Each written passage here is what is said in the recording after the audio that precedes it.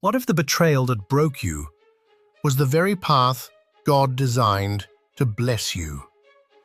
This is the story of Joseph, a dreamer, a slave, a prisoner, and a ruler.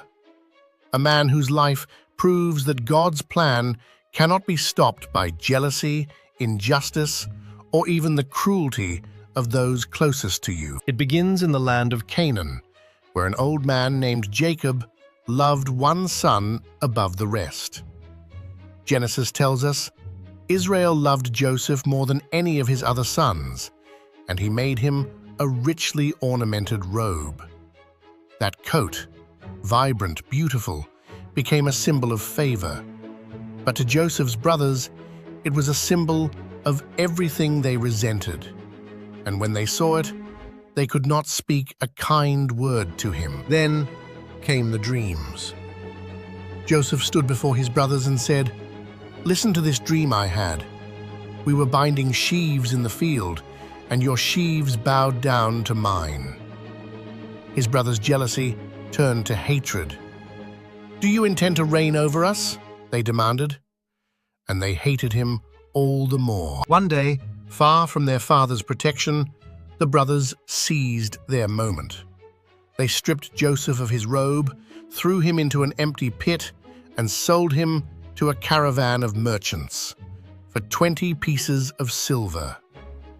The beloved son, cast into darkness, alone, forgotten. But the scripture says something extraordinary. The Lord was with Joseph. In the house of Potiphar, an Egyptian officer, the Lord was with him.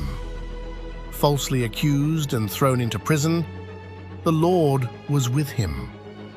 In every pit, in every chain, God had not abandoned Joseph. Years passed.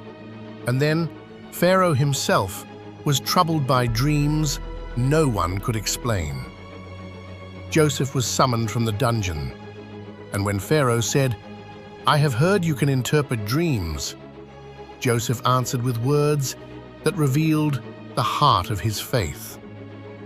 "I cannot do it, but God will give Pharaoh the answer he desires." God revealed the meaning.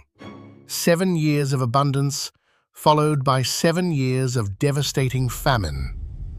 And Pharaoh, astonished, declared, "Can we find anyone like this man, one in whom is the Spirit of God?" He placed his own signet ring on Joseph's hand and set him over all the land of Egypt. The slave became the second most powerful man in the world. But God was not finished. The famines spread to Canaan, and Joseph's brothers, the very men who had thrown him into the pit, came to Egypt, desperate for grain.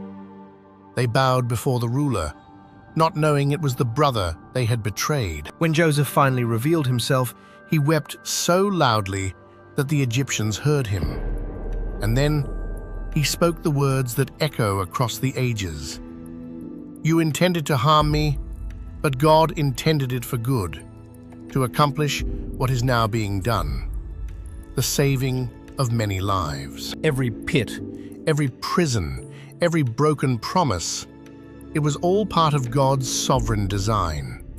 So if you are in the pit today, if you've been betrayed, forgotten, or left in the dark, hold on. God is with you. He has not wasted a single tear. And the same God who lifted Joseph from the dungeon to the palace is working in your story right now. Trust him. Even when you can't see the way, trust him.